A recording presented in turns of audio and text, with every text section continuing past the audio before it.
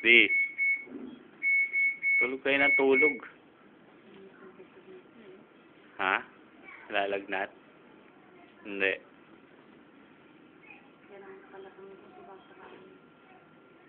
Init. Pinatatagilid niya isa. Kulit nung isang ano eh. Tinitigan ko na nga kanina isang lalaki eh.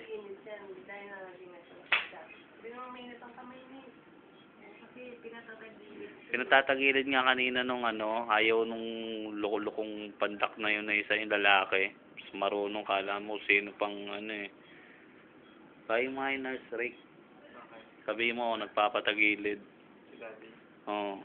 Kanina pa nga daw yan nakatlat eh.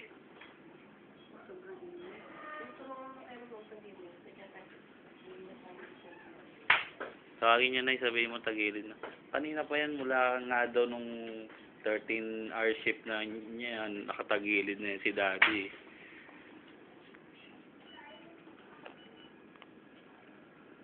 Sabihin niyo ang init ng likod.